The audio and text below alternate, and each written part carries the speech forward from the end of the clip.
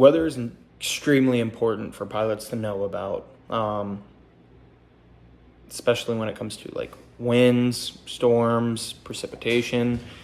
And because of this, we're going to talk about Southwest Flight 1248, which ended up overrunning their runway due to tailwinds and slippery runway conditions.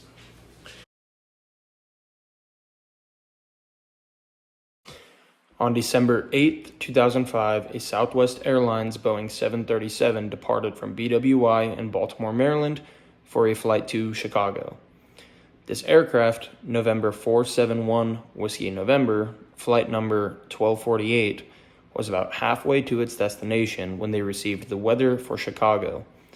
It was reported that it was snowing and that runway 31 Charlie would be the active runway upon their arrival.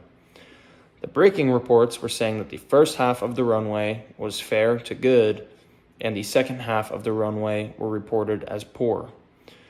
Another important factor to remember is that Southwest had just introduced a new automatic braking system in this plane. Keep that in mind. 25 minutes from Chicago, the pilots received the weather again, and winds were reported from 090 at 11 knots.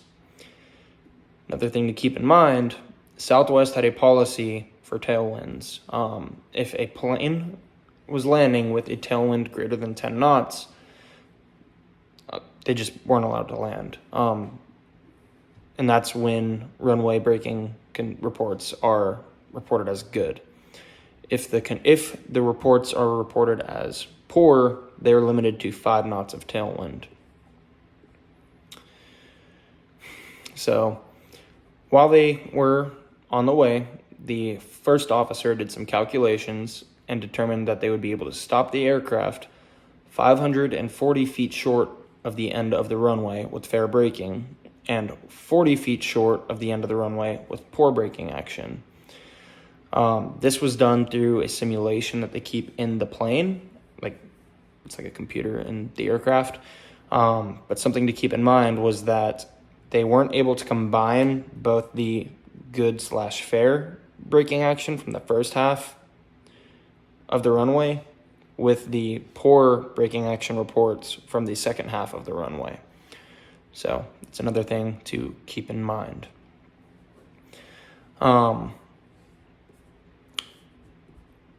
So eventually the aircraft made it into the pattern, and winds were reported at 9 knots, which is below that 10-knot limit we just talked about, but it's still almost double the limit for poor braking action. At this point, the pilots could have gone either way with the decision to divert or not, however they chose to land. When the pilots landed, they were in the proper touchdown speed zone, as well as the proper configuration, with spoilers deployed. The automatic braking system was operative and working as it should have been as well. The captain of Flight 1248 attempted to use reverse thrust, however claims that the levers were stuck and he couldn't get the reverse thrust to work. According to the FAA, he stated that he then applied manual braking, which disconnects the automatic brakes, but did not continue with his attempt to deploy the reverse thrusters. He later stated to investigators that he believed the use of the auto brakes distracted him from the thrust reversers after his initial attempt to deploy them. At this point, the first officer removed the captain's hand from the levers and engaged reverse thrust himself. However, by the time this happened, they were already 20 seconds into the landing, which that's a lot of time, and in a 737, that's a lot of distance already covered. This caused the aircraft to not slow down in enough time. Due to the pilots not being able to stop the aircraft when needed, the airplane overran the runway, went through a VOR, through the airport fence, and ended up on a public roadway where it struck one vehicle before coming to a full stop.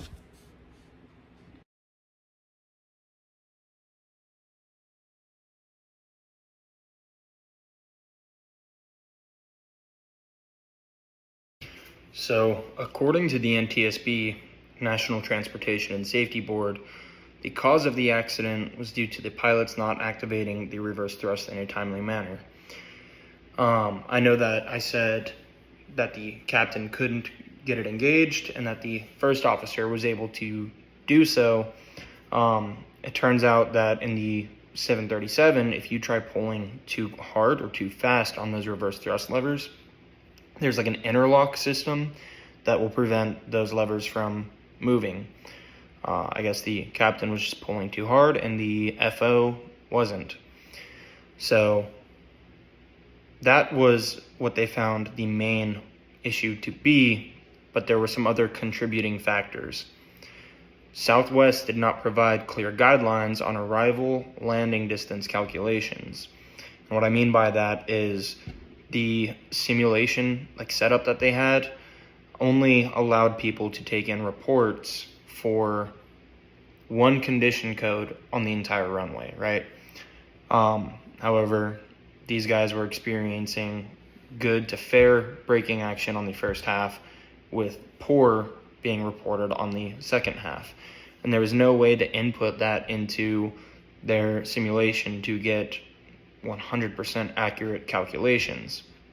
I also think that they relied a little too heavily on those calculations, because with poor braking action, them getting a number of 40 feet remaining on the runway, I just feel like that's kind of a big risk. I think that's an aspirational number, not a realistic number. So there's not really a lot of room for error in that.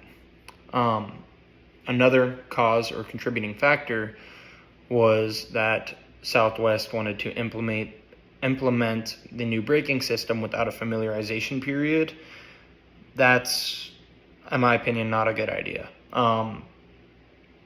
You can't operate something you're not familiar with. For example, right, I know I'm just a student pilot and so are all you guys watching this, but with Infinity, right, we only fly round aisles, and that's what you solo on. If you want to fly a converted aircraft with glass instruments, you have to take a quiz on those instruments, at least to solo. So I mean that's an example of you shouldn't be able to fly with equipment you are unfamiliar with. Another factor was that the pilots did not follow the guidelines set by Southwest for the max tailwind limits based on the runway condition. It's kind of iffy with that, in my opinion, because they had two rules. There was no in-between, and they kind of had like an in-between scenario, right? They didn't have full 10 knots of tailwind, so had the braking action reports been good, they would have been fine, theoretically. But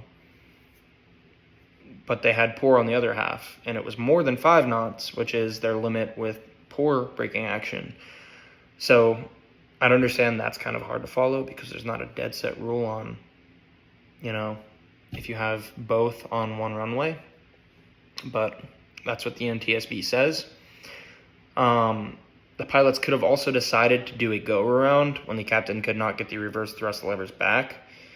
I'm not a 737 pilot, but I would assume that happened pretty early on in the landing, so I'm sure they had the time to, add some power and do a go-around if they decided that they needed to. Also, if the pilots, again, would have followed Southwest's SOPs with the tailwinds, they could have diverted, which would have, 1, allowed them to find a runway with better winds, and 2, possibly even allowed them to land on a longer runway that is more suitable for that aircraft. That is why training, familiarization, and knowledge on policy and regulations and SOPs are so important.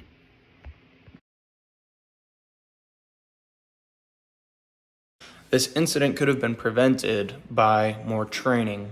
The captain said he was not familiar with the new automatic braking system, and neither the captain nor the first officer had ever done a flight with that new system prior to this. So I think a little bit of familiarization, maybe a test on the system and how it operates could have benefited both of these pilots as well as that flight in general.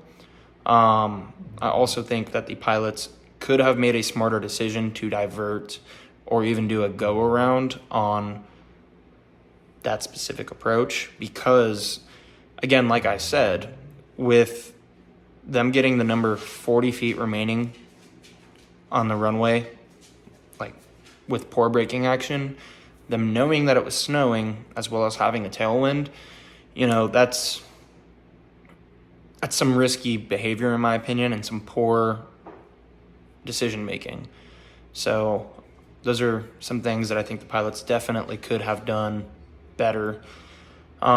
Southwest could have also made some more clearly defined SOPs. For example, something